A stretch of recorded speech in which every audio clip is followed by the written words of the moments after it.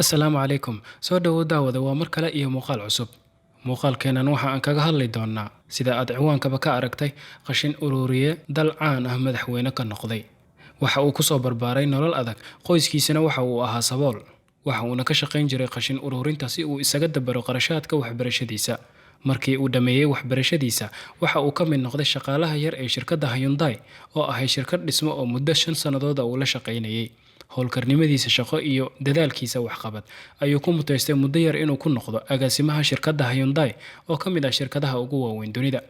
markii uu ka shaqo bilaabayay shirkaddu Hyundai waxa ka howlgalayay shaqaale gaaraya 9 qofood halka marka uu ka tagayeen ay ka howlgalayeen 160,000 oo qofood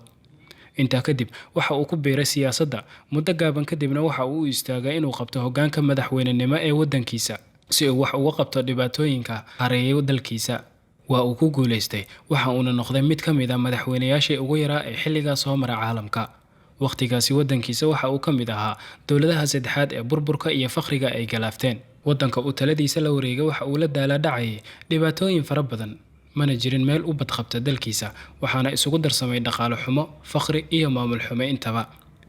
ninkan magaciisa waa Lee Myung-pak waana madaxweynihii hore ee koonfur Korea waxa uu xilka hayay muddadii u dhaxaysay 2008 ilaa 2013 inta uusan talada waddankiisa la wareegin mudane Lee koonfurta Korea waxa lagu tirinayay mid ka mid ah dowladaha caalamka ugu faqiirsanaa 50 sano ee u dambeysay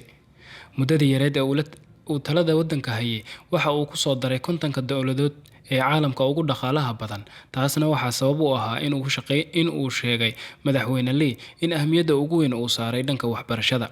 waxa kaloo xusid mudan Mr. Lee inta uu noqon madaxweynaha koonfurta Korea uu hoggaanka u hayay maamulka shirkadda Hyundai waxa uu xaqiijiyay inuu ka dhigo mid wax soo saarkeedu aad u sareeyo si la mid ah 5 sano ee uu hayay hoggaanka talada waddankiisa waxa uu xaqiijiyay in uu ku soo daro waddankiisa dowladaha ugu dhaqaalaha sareeya caalamka waxa ayna yeelatay awood siyaasadeed iyo mid dhaqaale oo aad u weyn Mr. Lee mar uu warfidyeenada wareysi siinayay waxa uu yiri madaxnimadu ka tiri maysa gacmahayga raadadkii iyo urtii qashinka aan ka soo shaqeeyay waana sababta aan inta badan ugu faraxsanahay waayahayga shaqada ilaa iyo maanta